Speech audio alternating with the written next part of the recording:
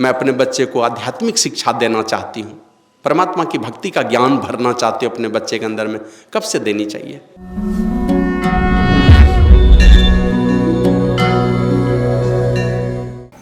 माँ सत्संगी, बाप सत्संगी, बेटा 5 वर्ष में बना सत्संगी, 12 वर्ष में बना आत्मज्ञानी, और इतनी सामर्थ्य उनके अंदर में आए कि माँ को भी आत्मज्ञान करा दिया। श्री सद्गुरु महाराज की जय। और वो बेटा दुनिया में किस नाम से विख्यात हुआ आप लोग जानते होंगे?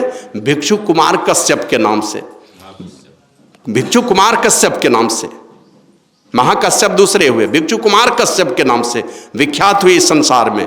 और कुमार कश्यप के विषय में जानते होंगे, जब कुशीनगर में भगवान बुद्ध शरीर त्यागे थे, जन्म तो हुआ लुम्बिनी वन में, कपिलवस्तु में, शरीर त्यागे थे कुशीनगर में, यूपी में। और वहां शरीर त्यागे, सारे देवी देवता उतर आए थे उनके अग्नि संस्कार में, लेकिन अग्नि ही प्रज्वलित नहीं होती थी। बड़े बड़े पंडित आए हुए थे, वेद मंत्र चल रहा है, लेकिन अग्नि प्रज्वलित नहीं हो रही थी। 129 धोती, माने घी में, क्या कहते हैं, घी में डूबो करके, और तब अग्नि प्रज्वलित की जा रही थी, लेकिन अग्नि प्रज्वलित नहीं हो रही थी।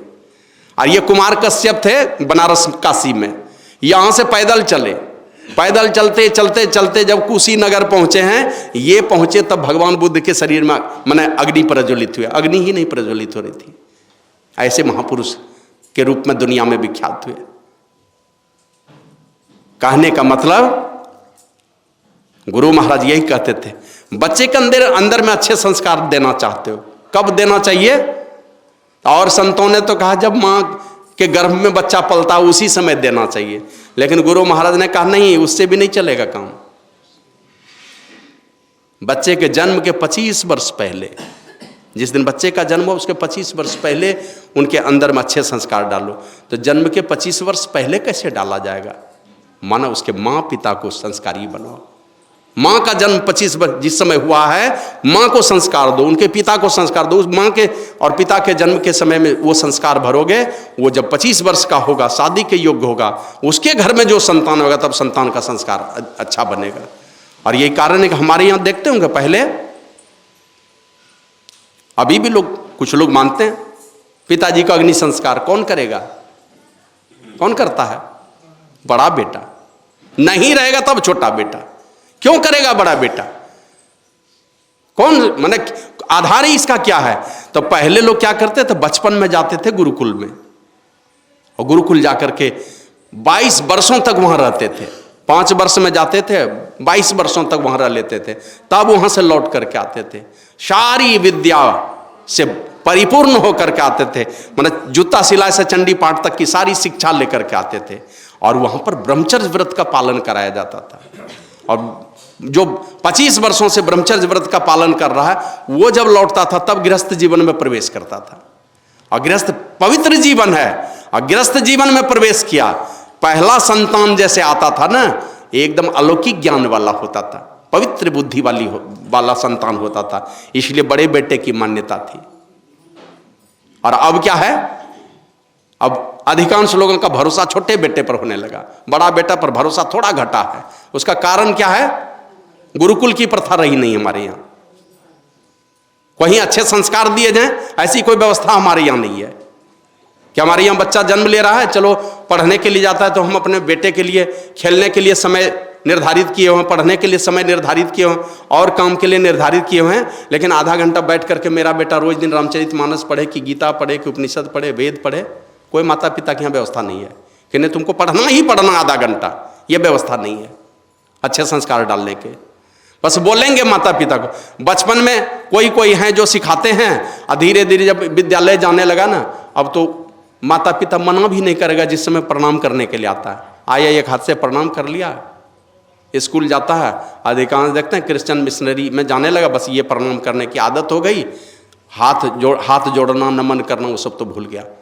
बजरंगबली को भी देखते हैं ना किस तरह का प्रणाम कर देता है, चलते चलते चप्पल पहन के ही बस हाथ डोला दिया, यही प्रणाम है। तो जाते थे वहां पर, सारे संस्कार लेकर के आते थे। बड़े बेटे, पहला संतान जब जन्म लेता था, इसलिए सब लोग उनको मालिक के रूप में देखता था। लेकिन अब माता पिता का भरोसा छोटे बेटे पर गया, माने जिस समय तक जवान होगा उस समय तक में दुनिया का अधिकांश विकार से भर जाता है। बचपन में भी रहता है सारा विकार, लेकिन जैसे जैसे बच्चा बड़ा होता है ना, सारे विकार जवान हो जाते हैं उनके अंदर में। काम, क्रोध, लोभ, ईर्ष्या, द्वेष, वासना, ये सारे विकार उसके यहाँ जवान हो गए। और उसमें ऊपर से साथी संगी गलत संगति मिली, गंदे गंदे खान पान। घर में भी देखिए माँ का बनाया हुआ भोजन अच्छा नहीं लगेगा, बाजार में जाकर खा लेगा। और बाजार में तो कितनी पवित्रता है सबको पता है। वो भोजन करने लगे, गलत मित्र की संगति मिल गई और उनके संस्कार धीरे धीरे गिरते गए, खान पान बदल गए, खान पान बिगड़ गए। और खान पान बिगड़ने के बाद चरित्र बिगड़ा, और बिगड़े हुए चरित्र में शादी हो गई, और शादी के बाद कोई अच्छे संस्कार भी नहीं है, ध्यान पूजा का संस्कार नहीं है, बड़े लोगों को नमन करने का संस्कार नहीं है, चरित्रवान बन करके रहने का संस्कार नहीं है। और उन संस्कार उस अवस्था में शादी कर ली। एक बेटा, दो बेटा, एक बेटी, मतलब दो तीन बेटा बेटी हुआ, तब थोड़ी सुधी बुद्धि आती है। तब लगता है कि चलना चाहिए, जरा धर्म की तरफ जुड़ना चाहिए। जब आप दही बढ़ती है ना, तब कुछ कुछ लोगों के मन में आता है कि चलो कुछ पूजा ध्यान कुछ करना चाहिए। और इसलिए जब तीसरा चौथा मतलब तीसरा जन्म लेगा, दूसरा जन्म लेगा या चौथा जन्म लेगा, उस समय में माँ बाप को थोड़ी सुधी बुद्धि जगती है। और सुधी बुद्धि की अवस्था में जब संतान का जन्म होता है, तब देखिएगा औरों से ज़्यादा अच्छा विचार वाला पैदा हो जाता है। तो बड़े बेटे पर भरोसा थोड़ा घट गया, छोटे बेटे पर अभी भरोसा बढ़ने लगा। उसका कारण यही है कि एक दो बेटे का नादानी में जन्म हो गया, और एक दो बेटे का जब नादानी में जन्म हुआ तब बाद में होश होता है, तब सुधी बुद्धि में वो बाल बच्चे को उत्पन्न करता है, जन्म देता है, तो उसके अंदर में कुछ अच्छे संस्कार रहते हैं। तो कहने का मतलब है कि बच्चों के अंदर में अच्छे संस्कार आवें, इसके लिए बचपन से ही ये कोशिश करनी चाहिए। ऐसे तो स्वामी विवेकानंद से एक बहन ने पूछा कि स्वामी जी, मैं अपने बच्चे को आध्यात्मिक शिक्षा देना चाहती हूँ, परमात्मा की भक्ति का ज्ञान भरना चाहती हूँ अपने बच्चे के अंदर में, कब से देनी चाहिए? तो बोला तुम्हारे बच्चे का जन्म कब होने वाला है? उसको लगा कि शायद गर्भवती होगी। तुम्हारे बच्चे का जन्म कब होने वाला है? कहा मेरा बच्चा तो 6-7 साल का हो गया। कहा बहन तब तो तुम चूक गई, तुम गलती हो गई तुमसे। जब तुम्हारा बच्चा तुम्हारे गर्भ में पल रहा था उसी समय ये संस्कार देना चाहिए। और गर्भ में भी अगर संस्कार दिया गया तो उनकी भी बहुत सारी कथा आप लोग जानते होंगे। माँ के गर्भ में जो संस्कार पा करके इस दुनिया में आया है, एक से एक काम किया है इस संसार में। और माता पिता अगर भक्त हो जाए, माता पिता संतों के बताए रास्ते पर चलने वाला विचार वाला हो जाए, उसके घर में कोई संतान आएगा तो निश्चित रूप से माता पिता को बचपन से चिंता लगी रहती है, और चिंता के साथ ही साथ कि मेरे बच्चे के अंदर में हमारा वाला गुण आ जाए। तो इसके लिए बच्चे को आप कुछ भी कहेंगे तो पता नहीं सुनेगा कि नहीं सुनेगा, लेकिन जब आप बैठ करके खुद ही करेंगे तो उसका आपका अनुकरण करेगा। आप कीजिए, वो मानता है कि नहीं मानता, समझाना कम समझाइए, समझाना है अपने करनी से। बैठिए रोज दिन सुबह जग करके 3 बजे जगिए, बैठ के ध्यान कीजिए। हम लोग पिताजी को देखते थे ना, नहा करके उधर से आए, काले कलूटे थे ही, धोती ओढ़ लेते थे, कोने में जाके बैठते थे। तो माँ को पूछते थे माँ की करे छे? तो सत्संग ले ला गुरु महाराज से। उस समय दीक्षा नहीं, माँ नहीं बोलते थे, सत्संग ले ला। अभी गांव समाज में इसी तरह माता लोग बोलती है। तो उनको देख करके हम लोगों को भी लगता था बैठना चाहिए। तो हम लोग भोले बाबा का ही ध्यान करते थे, लेकिन बैठते थे भोले बाबा के पास में जाके। अभी तो बस एक अगरबत्ती दिखा दिया सूर्य भगवान को बट वृक्ष में, या और कहीं कोई देवता को एक अगरबत्ती दिखाया, बस पूजा समाप्त हो गई।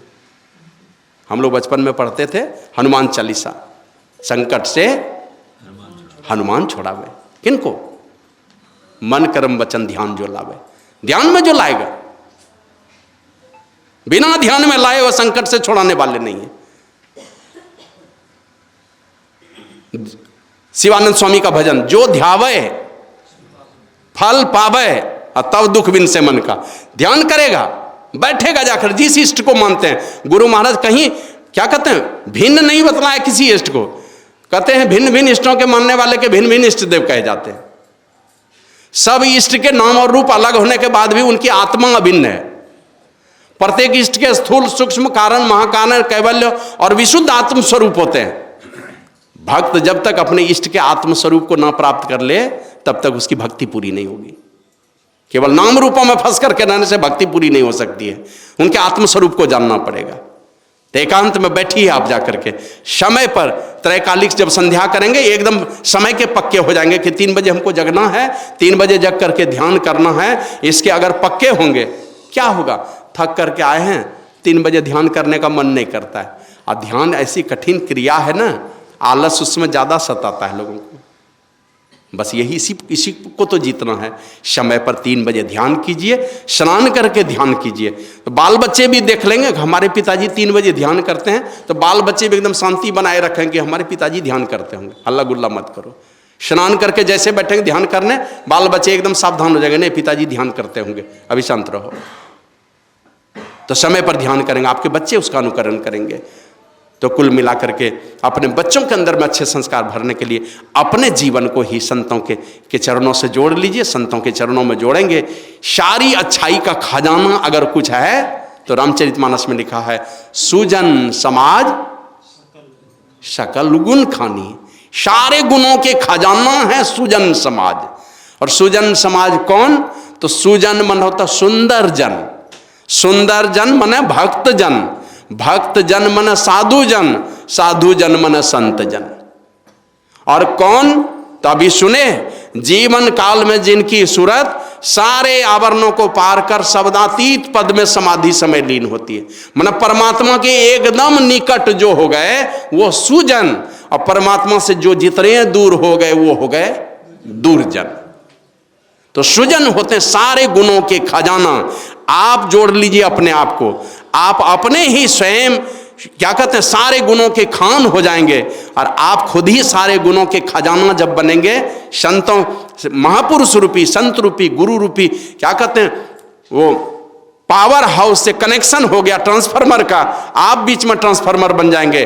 और आपके घर में जो ये छोटे छोटे यंत्र लगे हुए हैं ना, पंखे हैं, हीटर हैं, मोटर हैं, और भी ये सारे आपके बाल बच्चे के समान हैं। तो पावर हाउस से कनेक्शन हो गया ट्रांसफार्मर का, और ट्रांसफार्मर से कनेक्शन हो गया आपके यहाँ क्या कहते हैं आपके घर में आपके साथ, और आपका कनेक्शन है आपके बच्चों के साथ में। तो आपके अंदर में जो अच्छे संस्कार हैं वो आपके बच्चों के अंदर में उतर आएंगे।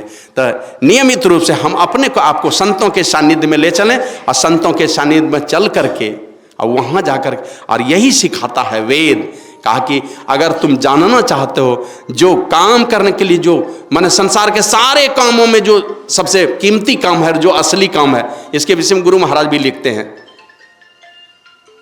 नित्य प्रति सत्संग कर ले प्यारा तेरा, हाँ तेरा सार कार्य सरेगा। सरेगा माने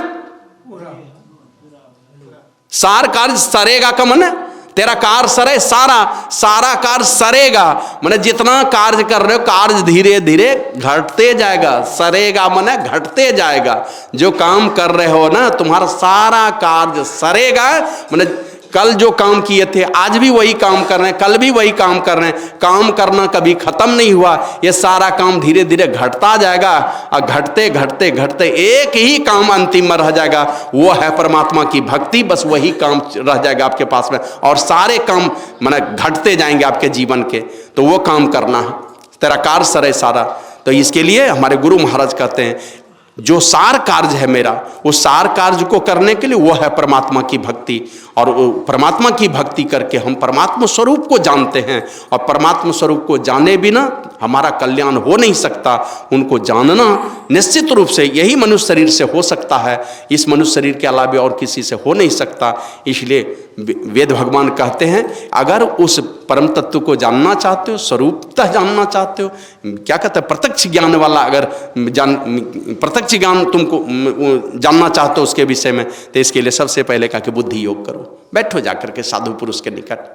बुद्धि योग करने का मतलब अपने बुद्धि को सात्विक बनाना, क्योंकि आप जानते हैं ना मन का निर्णय हमेशा धोखा देता है। मन हमेशा धोखा देता है, क्योंकि मन की उड़ान किस दिशा में है? मन की उड़ान है हमेशा 5 विषयों की दिशा में, और 5 विषयों की दिशा का जो मन का उड़ान है ना, ये उड़ान हमेशा आपको धोखा देगा, आपको हमेशा जहन्नुम में पहुंचाएगा।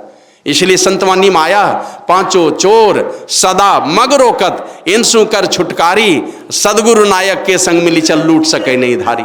मन का निर्णय धोखा देता है, मन का निर्णय आपकी दुर्गति कराता है। और कोई दुर्गति का अगर शिकार है इस संसार में, आपके अपने मन के बहकावे माने के कारण, मन के जीते जीत है और मन के हारे हार। मन हार गए, मन हमारा कमजोर हो गया, और कमजोर मन 5 विषयों की तरफ दौड़ लगाना शुरू कर दिया। इसी के चलते हम धोखा खाते हैं। तो मन के निर्णय को स्वीकार नहीं करना, बुद्धि से निर्णय करना। बुद्धि से अंकुश करके रखो, बुद्धि डालेगा मन पर अंकुश। आप बुद्धि से जब निर्णय करेंगे तो मन बहकावे में नहीं जाएगा, मन का कहा हुआ आप नहीं मानेंगे, बुद्धि का निर्णय करेंगे। लेकिन कभी कभी देखिएगा बुद्धि का भी जो निर्णय होता है वो भी धोखा दे देता है, बुद्धि का भी निर्णय धोखा देता है। अपनी बुद्धि से सब लोग बढ़िया ही करते हैं, लेकिन बुद्धि का निर्णय भी धोखा देता है। इसलिए अपनी बुद्धि को संतों के चरणों से जोड़ लीजिए, अपनी बुद्धि को शास्त्रों से जोड़ लीजिए। शास्त्र सम्मत बुद्धि चाहिए, संतों के विचारों से सम्मत हमारी बुद्धि चाहिए। अपने बुद्धि के द्वारा निर्णय लेंगे तो धोखा खा जाएंगे। तो इसलिए कहा, वेद भगवान कहते हैं कि अगर उस परमात्मा को जिसने सारे सृष्टि का सृजन किया है, ओम युंजान प्रथमम मनस्तत्वाय सविताध्यम अग्निर्ज्योतिर्निचाय पृथिव्याद्य व्रत।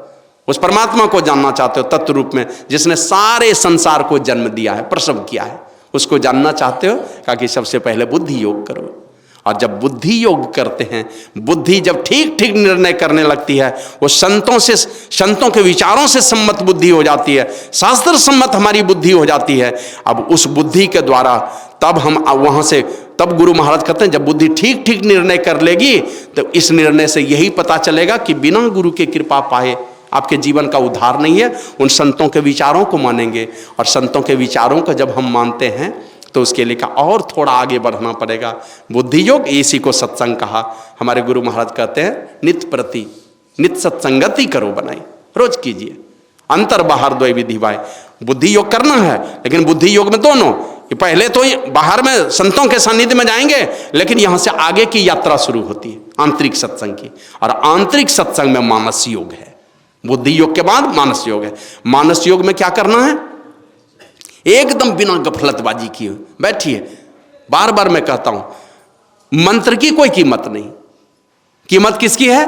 जपे कितनी बार, है ना। जो मंत्र है, बहुत बड़ी पूंजी है मेरे पास में, वह पूंजी ला करके 5 लाख का सोना ला करके खरीद करके रख दिए, पूंजी मिट्टी के अंदर में गाड़ करके रख दिए हैं, उसको बढ़ाना है रोज दिन।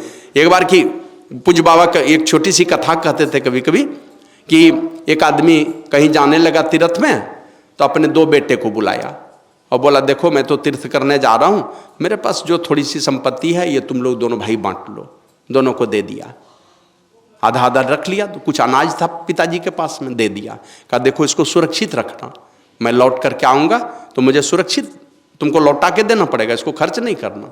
चले गए तीर्थ करने के लिए, तीर्थ कर कर लौटे। अब दोनों बेटा विचार किया आपस में, विचार करता है कि पिताजी की संपत्ति को बढ़ानी है, ये सुरक्षित रखनी है। तो एक भाई ने क्या किया, कपड़े में उस अनाज को बांधा और एक छोटा सा लकड़ी का बक्सा था उसी में डाल दिया, सुरक्षित रखना। अब दूसरा बेटा सोचता अगर बक्से में रखता हूं ये अनाज तो सड़ने वाला चीज है, तो कहीं इसको क्या करना चाहिए। तो जहां नौकरी करता था जिसके यहाँ, उसी मालिक को कहा कि मालिक आपके पास तो जगह जमीन बहुत है, कुछ जमीन हमको भी देते तो आपको कमा के आधा दे देंगे। बोला ठीक है, जाओ जुताई करवा देते हैं, जो बुआई करना है करो। तो वो सारा अनाज जाके जमींदार के खेत में बो दिया, फसल पका, तैयार हुआ, और वो दाना क्या किया, देखा कि वो तो 2-4 किलो दे के गए होंगे, तो बहुत हो गया 2-4 किलो दाना से, आधा कमा के दे दिया जमींदार को, फिर भी बहुत सारा अनाज उसके पास हो गया। और इस तरह जमींदार से बार बार जमीन ले लेकर के कई वर्ष में बहुत सारा अनाज उसने जमा कर लिया। पिताजी लौट करके आए तो पहले एक बेटे से पूछा कि हम जो दे के गए थे कहाँ रखे हो, तो ले गया, बक्सा खोल करके दिखाया तो देखता बक्सा में सारा अनाज घुन लग चुका है। और दूसरा बेटा ले जाता, पिताजी चलिए, और ले जमींदार के घर में ही रखे हुए था। कहा पिताजी सब संपत्ति आप ही की है, आप ही का अनाज से इतना बढ़ा दिए हम, जमींदार से जमीन मांगे, उसी में बुआई करते रहे और उसी से ये सारा धन दौलत हो गया, ये सब आप ही का है। तुलसी साहब की वाणी में है, तुलसी कहे सुन ऐ तकी यह राज बातिन है जुदा। महापुरुषों का जो भेद है ना, राज बातिन है, वो अंतरी भेद है। तुलसी कहे सुन ऐ तकी यह राज बातिन है जुदा, ये अंतरी भेद जो है ना, संसार की संपत्ति कमाने वाला जो भेद है, वो वाला भेद से अलग ये भेद है। और रखना हिफाजत से, इसे इसको हिफाजत से रखना। तुझको निशा ऊंचा दिया, ये ऊंचा निशाना है महापुरुषों का, इसको तुम जरा हिफाजत से रखना। हिफाजत से रखने का मतलब कि दीक्षा ले लीजिए और मोटरी बांध के घर में रख दीजिए। कुछ नहीं किए। दीक्षा लिए थे 40-50 साल पहले और वही स्थिति में मर के जा रहे हैं। जिस स्थिति में दीक्षा लिए उसी स्थिति में मर करके चले गए। हिफाजत हो गई ना, गुरु की जो संपत्ति थी हिफाजत हो गई, कुछ भी नहीं किए। हिफाजत से रखना है। हिफाजत से रखने का मतलब उस संपत्ति को सदैव बढ़ाना है। जिस रूप जो काम जो संपत्ति प्राप्त करने के लिए गुरु महाराज ने एक छोटी सी संपत्ति दी थी ना, उस संपत्ति को अगर प्राप्त कर लिए तब तो गुरु की संपत्ति सुरक्षित रह गई। आप उसको बढ़ा नहीं पाए, इसका मतलब कि उस संपत्ति को आप सुरक्षित नहीं रखे, उस संपत्ति का आपने आदर नहीं किया। तो इसीलिए हम वेद भगवान कहते हैं कि पहले बुद्धि योग कर लो, इसके आगे जो है मानस योग है। उस मानस योग में उसमें दृढ़ता चाहिए। अभी सुन रहे थे ना, गुरु जाप मानस ध्यान मानस कीजिए दृढ़ साध कर, इसका प्रथम अभ्यास कर शुद्ध करनी चाहिए। घटतम प्रकाश व शब्द पट त्रय जीव पर है छा रहे, कर दृष्टि अरु ध्वनि योग साधन ये हटाना चाहिए। इनके हटे माया हटेगी, प्रभु से होगी एकता, और फिर द्वैतता नहीं कुछ रहेगी। असमनन दृढ़ चाहिए, ऐसा दृढ़ता से मनन चाहिए। कैसा कि द्वैतता नहीं रहेगी। कब का जब घटतम प्रकाश व शब्द पड़तरे जीव पर हैं छा रहे, कर दृष्टि अरुध्वनि योग साधन ये हटाना चाहिए। घटतम और प्रकाश के पर्दे को हटा देंगे तो फिर द्वैतता नहीं कुछ रहेगी, ये तीनों पर्दे हट जाएंगे। पूज्य बाबा कहते हैं जीव पर जिसने अंतर के तम को हटाया, ज्योति टप सार धुन में समाया, उसका जीवन सफल। और यही करने के लिए कहते हैं धर्म प्रेमियों उठो, ऐ सत्संगियों जागो, है मिटाना जीव का योनि में आना जाना। तो पहले मानस योग चाहिए, मानस योग में दृढ़ता चाहिए। मनन हो तो दृढ़ता से मनन हो, जप हो तो दृढ़ता से हो। खूब जपिए, जितना जपेंगे। दुनिया के धन दौलत को कमाने के लिए दिन रात परेशान है, बाल बच्चे परिवार के लिए दिन रात बेचैन रहते हैं, और भी कोई काम करते हैं तो उसके लिए बहुत बहुत बेचैन रहते हैं। ये सारी बेचैनी आपके जीवन को और बेचैन बनाएगा। हमारे गुरु महाराज कहते हैं यह धन धाम कुटुंब कबीला सब स्वार्थ के चेहरे, और अपने अपने सुख के साथी हेरन को सुख तेरे। ये कोई आपके सुख को देखने के लिए नहीं है, वो अपने सुख को देखने के लिए। और किस प्रकार है तो गुरु महाराज दूसरे पद में कहते हैं, सदगुरु सेवत गुरु को सेवत मिटत सकत दुख झेला रे। यह दुनिया दिन चारी बसेरा, और यहां न मेरा तेरा रे। और जिसको यहां मेरा तेरा है नहीं, और हम लोग जो कह रहे हैं जिनको मेरा तेरा, तो गुरु महाराज कहते हैं मेरा तेरा दो जम का हाथ है जिसको मेरा तेरा कर रहे हैं। चाहे पत्नी है कि पति है कि बेटी है कि बेटा है, जिसको मेरा मेरी तेरा तेरी कर रहे हैं ना, ये जम का हाथ है। पकड़े रहिए, इसको पकड़ के रखिएगा ना, ये जम का हाथ ही है, वो उधर ही जाने वाला है। माने बेटा के रूप में कि बेटी के रूप में कि धन के रूप में, किसी रूप में भी है, जिसको मेरा तेरा कर रहे हैं, ये जम का हाथ है। और जम के हाथ में को अगर आप पकड़े हैं तो कहां जाने वाले हैं पता है ना, वो जमलोक में ही जाने वाले हैं। तो इसीलिए एकदम सचेत रह करके दृढ़ता के साथ सारे ख्यालों को हटा करके दृढ़ता से गुरु मंत्र का जप कीजिए। और गुरु महाराज तो कहते थे चलते फिरते उठते बैठते जहां चलते हैं गुरु मंत्र का जप हो, और गुरु की मानस मूर्ति आपके सामने में एकदम झलकती रहे, तब समझिए मानस जाप और मानस ध्यान पक्का पक्का हो गया। और ये दोनों काम करके तब कहते हैं अग्नि की ज्योतियों का योग करना। अग्नि की ज्योति का योग, दोनों दृष्टिधारों का योग, उसकी जुक्ति है जिसको हम लोग एक बिंदुता का साधन कहते हैं। और गुरु महाराज तो लिखते हैं बिंदु चंद तब सूर्य प्रकाशे शब्द लहर लहराई हो, जो अति सिमटी रहे सुख मन में ताको पड़े जनाई हो। किसको दिखलाई पड़ेगा? जो सुषुम्ना एकदम सुषुम्ना में स्थिर होने की कोशिश करता रहेगा। स्थिर कीजिए अपने आप को। बहुत कामों में स्थिर हैं, बहुत सारा चीज जीवन में, बहुत सारा बोझ बहुत लोग लिए हुए हैं, उन सारे बोझों का निर्वहन करते हुए ये वाला बोझ लेते चलिए, इसी से आगे की यात्रा में आप आगे बढ़ पाएंगे। तो एक बिंदुता का साधन करके हमारे गुरु महाराज लिखते हैं ना, निज काया गढ़ में ऐन महल हो आपन घर पद पाई। अपने घर अगर जाना चाहते हो कि कौन से रास्ते में जाना पड़ेगा? कहते निज काया गढ़ में, अपने काया रूपी इसी किले में। कौन रास्ते से? ऐन महल होए, मना नेत्र महल हो करके आपन घर पद पाही। इसी नेत्र महल हो करके अपने घर जाने का रास्ता मिलेगा। कैसे जाएंगे? कहते हैं चलू चलू यही पथ, नेत्र महल वाले पथ से चलिए। चलू चलू यही पथ, हांकत दृष्टि रथ। हांकत दृष्टि रथ मन दृष्टि रूपी रथ पर सवार होकर के चलिए। हाँकते चलिए मन दृष्टि रूपी रथ पर सवार होकर के चलिए। तो चलू चलू यही पथ, हांकत दृष्टि रथ, धनी सदगुरु बतलाई। और जो नहीं समझो सदगुरु पद गो, नहीं समझते, बार बार गुरु प्रभु के चरणों में जाकर के दंडवत बंदगी बजाइए, हमेशा रोइए, हमेशा गिड़गिड़ाइए उनके पास कि कभी तो दया होगी। बाबा कबीर कहते हैं सत्य पुरुषी बसे पश्चिम दिशी, तासों करो निहोर, आवे दर्द राह तो हिलावे तब पहियो निजोर। अपना और अगर चाहते हो तो उनके पास जाओ जो उस दिशा में रहते हैं, प्रकाश की दिशा में जो है उनके पास जाकर के निहोरा करो। हम लोग निहोरा करते हैं, कोई विपत्ति आए तो देवता के पास जाकर के और कहीं चले जाएंगे, लेकिन बाबा कबीर कहते हैं निहोरा करो तो उनसे निहोरा करो जो उस दिशा में जिनका निवास है। किनका निवास है? तो सत्पुरुषिक बसें पश्चिम दिशा, सत्पुरुष का निवास है, साधु पुरुष का निवास है, प्रकाश की दिशा में उनका निवास है। पश्चिम दिशा में प्रकाश की दिशा, उस दिशा में जो महापुरुष रहते हैं उनसे निहोरा कीजिए। और आवे दर्द राह तो इलावे, अगर दर्द होगा तो तब पहियो निजोर, आपको उठा के उस तरफ भेज देंगे। देखते हैं बिल्ली का बच्चा सब म्याऊं म्याऊं करते रहेगा किसी कमरे में, तो माँ दौड़ के आती है, बस मुंह में पकड़ेगी, दूसरे जगह लेके चली जाएगी। रोना तो पड़ेगा। यही गुरु महाराज, ये किसी अखिल भारतीय सत्संग में बजरंगी गुरुजी नाम सुने होंगे, रात को वो बर्तन साफ करते थे। गुरु महाराज जब भोजन कर लेते थे तब वो बर्तन साफ करना शुरू करते थे। सो गए, रात में ही भजन गाते थे, खूब लंबी आवाज में भजन गाते थे और भजन गा करके बर्तन साफ करते थे। अभी तो देखते हैं बहुत तरह का वॉशिंग पाउडर आ गया, वॉशिंग सॉप आ गया। नहीं पहले तो वही राख से साफ होता था, रगड़ रगड़ के एकदम चकाचक कर देते थे पीतल का बर्तन। इधर भजन चल रहा है, रात में ही गुरु महाराज चिल्लाने लगे। तो दौड़ करके बजरंगी गुरुजी दौड़ करके चले गए भगीरथ बाबा के पास। वो उस समय जवान थे और थोड़ी देर पहले ही सोए थे।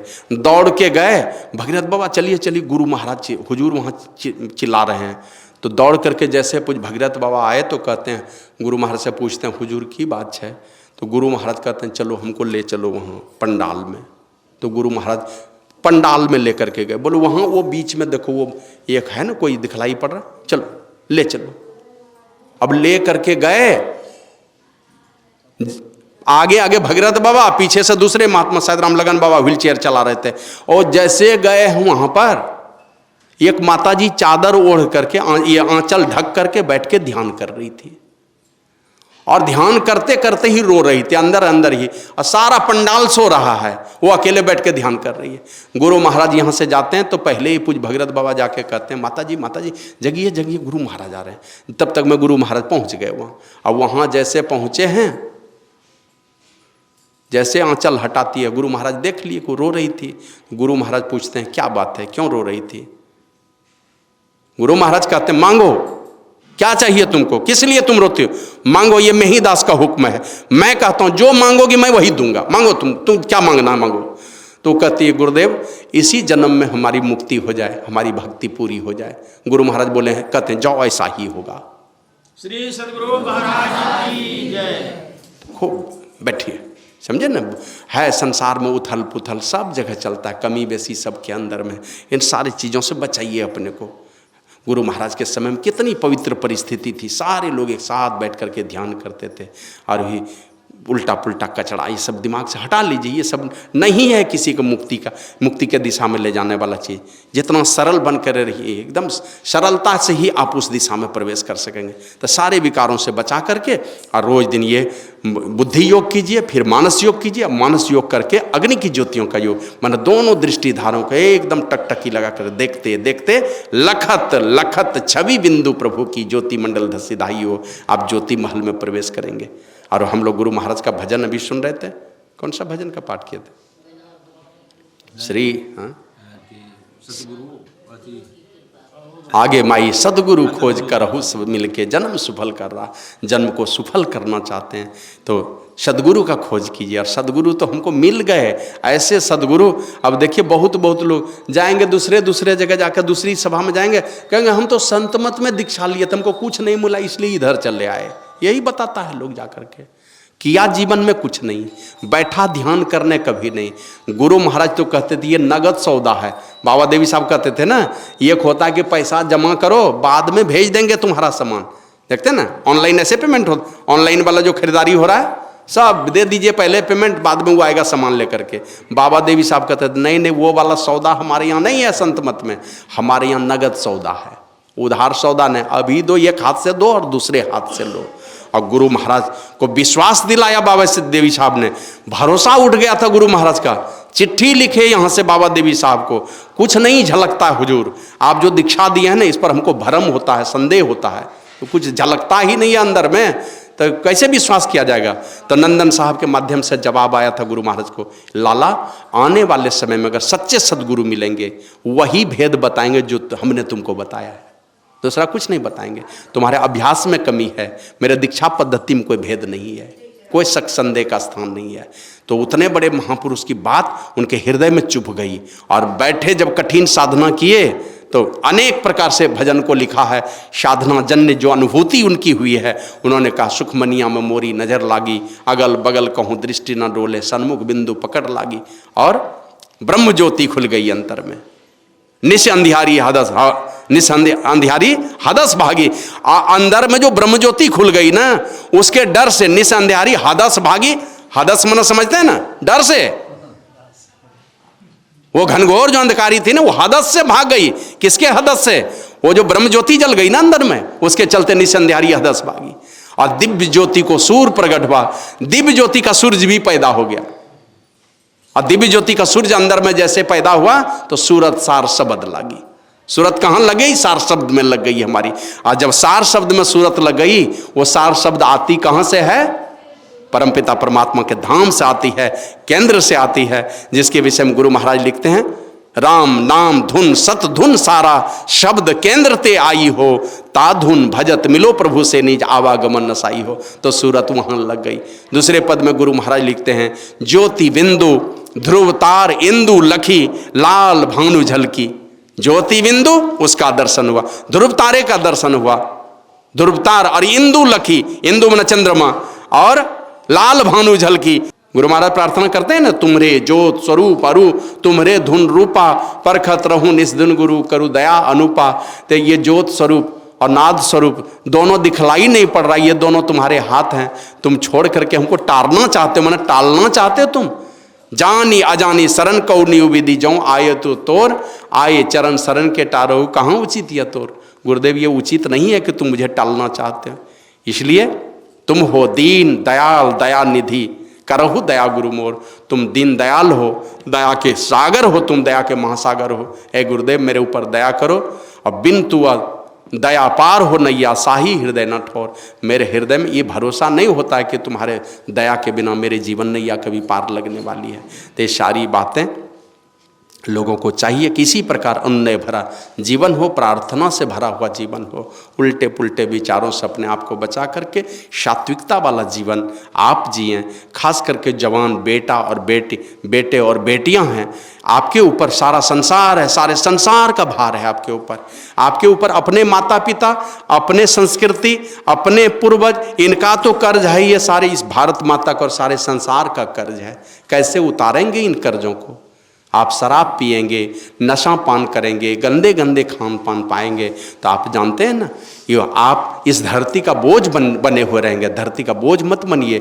इस धरती पर जन्म लेने का माने परमात्मा ने कृपा करके भेजा कि आप इस धरती का बोझ उतारिए। तो हम लोग बोझ उतारने के लिए इस संसार में आए हैं। इन सारे बोझ को उतारना है, इसके लिए पवित्रता का जीवन हो। बेटे हैं कि बेटियां, बेटियां तो देवी हैं। आपको देख करके दया का, ममता का, करुणा का, वात्सल्य का पाठ सीखता है।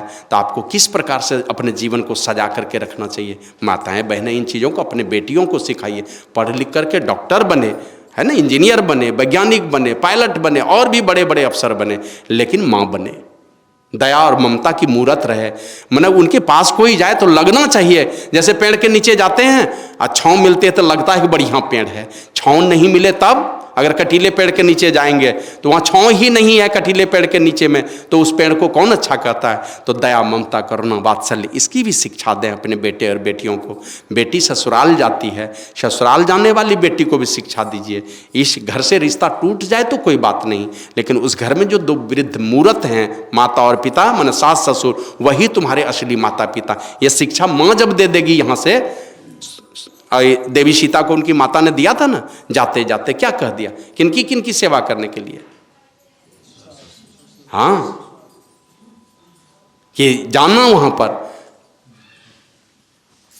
सास ससुर गुरु सेवा करहु, और पति रुख लखी आयस अनुसर हो। पति का रुख देख करके सेवा करना, लेकिन सास ससुर और गुरु की भी सेवा करना। तो ये शिक्षा यहाँ से दे करके भेजिए। घर में बहू ही आती है, कोई किन्हीं के भी घर में देखते ना, आपसी तालमेल नहीं बनता। बहू आई घर में, अब बहू को कभी बेटी मानने के लिए तैयार नहीं। लोग कहेगा बहू लोग ना सास ससुर को माँ नहीं मानती है। कौन सास ससुर है जो अपने बहू को बेटी के रूप में मानते हैं? अंदर में दिल में जरा हाथ रख करके देखिए, तो बहू को कभी बेटी मानते हैं क्या? वो पराई घर की ही बेटी मान करके रखे हैं। तो आप तो बड़े हैं, आपको तो ज़्यादा सोचना चाहिए। पराई बेटी है, उसको बेटी बना करके रखिए, और बेटी भी आई है दूसरे घर से, वो अपने माँ बाप बना करके रखेगा, तो दोनों के तालमेल से इस प्रकार से घर चलता। तो घर को सजाइए, एकदम प्रेम की बगिया बना लीजिए अपने घर को। और प्रेम की बगिया बना करके, ये प्रेम की बगिया कैसे कब लहलाएगी? तो जब परमात्मा की भक्ति सब मिल बैठ करके करेंगे। ये हमारे यहाँ माधव बाबा है ना, एक किसी सत्संगी लड़का का ब्याह करा दिया अपने कटिहार जिला तरफ। बहू आ गई यहाँ पर, तो माधव बाबा को पूछते हैं कि बाबा आप तो हमको ठग लिए, मैंने तिलक वगैरह नहीं मिला। बाबा जी अगुआ थे, तो जो मन मुताबिक मिलना चाहिए दहेज नहीं मिला। तो बोले बाबा आप तो ठगवा दिए हमको। तो कहा कि बहू अच्छी मिली है कि नहीं? बोला हाँ बहू तो अच्छी मिली है। भजन वगैरह गाती है कि नहीं? बढ़िया। बोला खूब बढ़िया भजन गाती है। तो सास ससुर अपने हारमोनियम नाल बजाता है, बहू इतना बढ़िया भजन गाते हैं। सब चारों पांचों मिल करके पूरा परिवार बैठ करके सत्संग करता है। और चाहिए क्या? तो इसलिए इन सारे चीज़ों से अपने परिवार को सजा कर रखिए। बचपन में हम लोग आते थे, ज्योति से ज्योति जगाते चलो, प्रेम की गंगा बहाते चलो, राह में आए जो दीन दुखी सबको गले से लगाते चलो। गलती सही सब लोग करता है, उस गलती को माफ़ करने वाला भाव रखिए, मत ढोइए। गलती कौन नहीं करता? कौन है? देवी देवता, ब्रह्मा विष्णु महेश, संत, ये वो। ऐसा थोड़ी एक ही दिन में संत हो गए, गलती करते करते किसी जीवन में संत हो गए। तो इसी तरह सब के अंदर में गलती से भरा हुआ है। एक गाना हम लोग सुनते थे, यार हमारी बात सुनो, ऐसा एक इंसान चुनो जिसने पाप ना किया हो और पापी ना हो। कोई ऐसा एक इंसान बता दीजिए, कोई पाप नहीं किया और कोई गलती नहीं हुई उससे। सबसे गलती सही होती। इन सारी चीज़ों को माफ़ करने वाली बुद्धि रख करके, तब आपका दिमाग उल्टे पुल्टे विकारों से बचा हुआ रहेगा। और सरल बन करके रोज़ सत्संग कीजिए, रोज़ ध्यान कीजिए, और जहाँ तक बन पड़े साधु संतों की सेवा कीजिए, प्रणाम कीजिए, नमस्कार कीजिए। उदारता से जो सामर्थ्य दिया है परमात्मा ने, शरीर में शक्ति दी है, उसको परमार्थ में भी लगाना है, अपने घर परिवार में लगाना है, और समाज में अगर कोई गरीब लाचार लोग हैं, शरीर की शक्ति से मदद करना। बुद्धि बढ़िया आपके पास, उस बुद्धि का भी प्रयोग करना चाहिए। घर परिवार से बाहर होकर के, इस भारत माता का संतान है सब, अपनी बुद्धि का प्रयोग उनके लिए भी होना चाहिए। 50 बच्चे को ट्यूशन पढ़ाते हैं, 10 को फ्री में पढ़ाइए। गरीब बच्चा आता है, 10 गरीब लड़के को चुन लीजिए, 10 गरीब बेटी को कर लीजिए। अपने बेटी की शादी में 25-50 लाख खर्च कर देते हैं, 1-2 लाख रिजर्व कर लीजिए, ये साल में हमको 50,000 बांट देना है गरीब बेटी के ये में। तो धन दिया है परमात्मा ने, तो इसका परमार्थ में उपयोग कीजिए। बुद्धि दिया तो उसका कीजिए। आपके किसी भी प्रकार की शक्ति परमात्मा ने दी है, उस शक्ति का सार्वजनिक रूप से उपयोग होना चाहिए। गरीब बेटा बेटी, शादी है, पढ़ाई है, किसी बच्चे को साल में चलो 5,000 का किताबें बांट दिया, 10,000 का कॉपियाँ बांट दिया, कलमें बांट दिया, कुछ भी कीजिए। ये नहीं है कि हम माने कहीं जाकर के किसी राजनीतिक दल में जुड़ेंगे या कोई और काम करेंगे तभी करेंगे, कोई भी कर सकते हैं ये सारा काम। और इस प्रकार का सत्संगी समाज में जब अपने गरीब लोगों के विषय में सोचेंगे, जो दलित लोगों के विषय में सोचेंगे, बेटियों के विषय में सोचेंगे, जो नहीं पढ़ना चाहता हूँ उस विषय में सोचेंगे, तो ये सारी सोच जब हमारे अंदर में आएगी ना, तो वो आदमी समझेगा कि ये सत्संगी लोग बढ़िया काम करता है, तो हमको भी बनना चाहिए सत्संगी। बार बार बहुत गांव में हमने चर्चा किया, 100 सत्संगी मिल करके 100 जमा कीजिए, कितना पैसा होगा? 10,000, 2,000 करके 5 विद्यार्थी को बांट दीजिए। 100 करके जमा कर लीजिएगा, 10,000 रुपया होगा महीना में। 5 विद्यार्थी को 2-2 दे दीजिए, चला जाएगा पटना तैयारी करने के लिए। 2,000 दे दीजिए ना, उसी में लगेगा कि हमारा गाँव का सत्संगी लोग जो हमको 2-2 हज़ार रुपया महीना भेजता है, कुछ करना चाहिए हमको। तो ये सब दीजिएगा तब ना हमारे बीच से ही कोई बेटा बेटी कोई और बढ़िया निकलेगा। तो ये सारी चीज़ें रखते हुए और रोज़ नियमित रूप से सत्संग कीजिए, ध्यान कीजिए, समय पर सत्संग ध्यान कभी नहीं छूटे, चलते फिरते उठते बैठते जप ध्यान होता रहे। और जहाँ मिले साधु संत नमन कीजिए उनको। अगर साधुओं में कुछ गलती है ना, आप प्रणाम कर दीजिए तो वो अपनी गलती को सुधारने की कोशिश करता है। लाज लगता है कि इतना बड़ा आदमी हमको प्रणाम कर रहा है, हमारा जीवन और थोड़ा बढ़िया होना चाहिए। 3 बजे भोर में हम सोए रहेंगे और कोई सत्संगी उठ के ध्यान करता है और ध्यान करके उठेगा जाके हमको प्रणाम कर देगा, तो लाज लगेगा बाबा जी को कि ये गृहस्थ होकर के ध्यान किया और हम साधु होकर के 3 बजे सोए रहे, तो लाज लगेगा उसको। तो इस प्रकार से अपने परिवार, ये संत मत की जो बगिया है, ये बगिया और लहलाएगी और खिलखिलाएगी। ये विशेष ना कह करके इन्हीं चंद शब्दों के साथ कि जिस बेटे का जन्मदिन है शशि का, वो तो नहीं है, बड़ा ही सरल हृदय का, बचपन से ही सरल हृदय का रहा है, बड़ा ही त्याग भाव में वो भी रहता है। और परोपकार का तो कितना भाव है वो तो बचपन से ही हमने देखा है। पिताजी का खर्चा लेगा पिताजी से, बांट देगा कौन साथी को जा करके, ये शुरू से ही उसका संस्कार रहा है। तो ये सारा अच्छा संस्कार उसके जीवन में रहे। बहू भी आई है, तो बहू है, मेरे बेटा है, सब इन लोग दोनों का दाम्पत्य जीवन भी सुखमय हो, बच्चे जो भी हैं और सबों का जीवन सुखमय हो। भैया भाभी हैं, मेरे पिता तुल्य हैं, माता तुल्य हैं, मैं उनको भी बहुत बहुत बार नमन करता हूँ। और उनका भी जीवन स्वस्थ हो, सुखमय हो और शांति में जीवन हो उनका। और गुरु प्रभु की बहुत बहुत कृपा सब लोगों के ऊपर बरसती रहे। खास करके जिस बेटे के जन्मोत्सव पर यह सत्संग का आयोजन है, उसका बहुत बहुत भला हो, दीर्घायु हो, ये मैं गुरु प्रभु से प्रार्थना करता हूँ। बोलिए प्रेम से श्री सद्गुरु। मंच पर आसीन स्वामी वासुदेव बाबा और आनंद स्वामी जी को नमन करता हूँ। जो भी वरिष्ठ लोग हैं सब लोगों को नमन करता हूँ। और छोटे लोग जो हैं उनको बहुत बहुत आशीर्वाद है। और जिनका भी एक बहुत बहुत मंगल कामना है आप सबों के लिए, आप सबों के त्याग से, आप सबों के पुरुषार्थ से, आप सबों के मेहनत से और आप सबों के आर्थिक रूप के से दान से ये सत्संग भली भांति संपन्न हुआ है 4 और 5 तारीख को। इसके लिए सब के लिए मंगल कामना करता हूँ गुरु प्रभु से कि आप इसी तरह नित्य निरंतर मन स्वस्थ दीर्घायु और शांतिमय जीवन जिए, आर्थिक रूप से भी संपन्नता आपके अंदर में आए, ये मैं गुरु प्रभु से प्रार्थना करता हूँ। श्री सद्गुरु महाराज की जय। और एक निवेदन है फिर आप लोगों से मैं करता हूँ। बोलने के लिए तो जब तक काम नहीं होता तब तक लोग बोल लेंगे, कुछ कुछ जितनी सी बात समझ में आती है तो लोग करते हैं। ये जो मैं बार बार उठा रहा हूँ कि हरिद्वार में ज़मीन खरीदना है, दिसंबर में खरीदना ही खरीदना है, अंतिम दिसंबर तक ज़मीन खरीदना है। तो आप लोगों से निवेदन करता हूँ, गुरु महाराज के नाम से परमानेंट लंगर चलना चाहिए। हरिद्वार चलेगा, सारे राज्यों से हम जुड़ेंगे, ये संत मत हर राज्य से जुड़ जाएगा। समाज को दिखलाई पड़नी चाहिए, तो हर राज्य के लोग जुड़ेंगे, हर राज्य के महात्मा जुड़ेंगे। अभी मैं बताता हूँ, छत्तीसगढ़ से, सतना से, मध्य प्रदेश से एक लड़का रेलवे में है, स्टेशन मास्टर है, हाँ वो पूछिए, और मेरा अकाउंट नंबर लिया।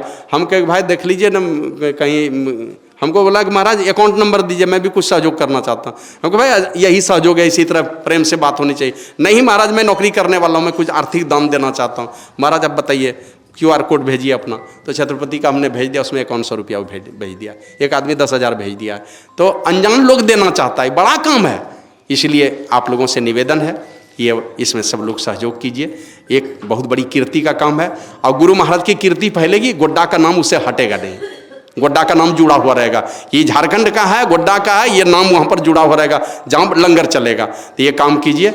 आने वाले समय में हमारा दिमाग बैठा हुआ नहीं है, हम यहाँ पर गोड्डा प्रॉपर, गोड्डा में भी हम लोग लंगर चलाएंगे।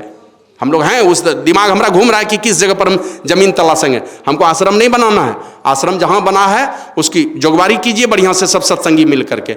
हम आपके विरुद्ध नहीं है, हम आपके साथ हैं, लेकिन हमारा जो सोच है यहाँ लंगर चले। और आने वाले समय में और भी बताते हैं, अगर हम अभी 10-15 साल बढ़िया से शरीर चला अभी ना, गोड्डा में आकर के झारखंड में हम लोग सब मिल बैठ करके विचार करें कहाँ पर एक बड़ा हॉस्पिटल बनना चाहिए, गुरु महाराज के नाम से शुरू करेंगे जरूर। तो ये सारा सोच है हमारे अंदर में, लेकिन उसके लिए है कि दूसरे राज्य से जुड़ने के लिए ये लंगर ही एक सहारा है। हमको वहाँ जाकर के उसके माध्यम से अपने देश के सारे राज्यों के लोगों से हम मिल पाएंगे। वो लंगर ऐसा चीज़ है। तो इसलिए आप लोगों से निवेदन करता हूँ कि ज़मीन खरीदने में आप सब लोग बढ़ चढ़ करके सहयोग कीजिए। एक बार खाली गोड्डा से हाथ उठेगा ना तो निश्चित रूप से पूरा हो जाएगा। और दिसंबर नहीं कीजिएगा तो ये भी कहते हैं जितना ही पैसा आएगा उतने में खरीद लेंगे, छोटे खरीद लेंगे। और तो सहयोग कर दीजिएगा, 2-3 करोड़ का सहयोग आएगा तो बड़ा प्लॉट खरीद लेंगे, लंगर चलेगा 10-20 हज़ार लोगों का। ये आप लोगों से निवेदन करता हूँ। और कहीं धोखा वाली बात नहीं होगी। बहुत लोग कहता है पता नहीं ज़मीन खरीदेगा कि नहीं खरीदेगा। अरे जो करते हुए आए हैं देख ही रहे हैं क्या कर रहे हैं। आज करना होता तो रमला में ही जाके बढ़िया सा घर बनाते या गोड्डा में ज़मीन खरीद के घर बना लेते। 22 साल नौकरी किए, कहीं घर नहीं बनाया गोड्डा में, सब लोग घर बनाया, हम तो वो भी नहीं किए। ज़मीन खरीदे तो 12.5 बीघा वो भी दाने में दे दिए। तो इसलिए व्यक्तिगत कोई स्वार्थ की बात नहीं है, बस हमेशा पारमार्थिक मेरा जीवन है, गुरु प्रभु के लिए है। और ख़ास करके आप शाही स्वामी जी महाराज की बहुत बहुत कृपा है। वो नाम भी वो गुप्त नहीं हो जाए, लुप्त नहीं हो जाए, छिप नहीं जाए वो नाम। हमको बड़ी मना अंदर से ग्लानि होने लगती है कि सत्संग होता है लेकिन साईं बाबा का नाम भी एक बार बोलना नहीं चाहते हैं, डर लगता है लोगों को, उनका जयकारा तक नहीं लगाना चाहते हैं। इसलिए आप लोगों से निवेदन है कि इस दिशा में थोड़ा आप लोग विचार कीजिए। इसी निवेदन के साथ बोलिए प्रेम से श्री सद्गुरु महाराज की जय।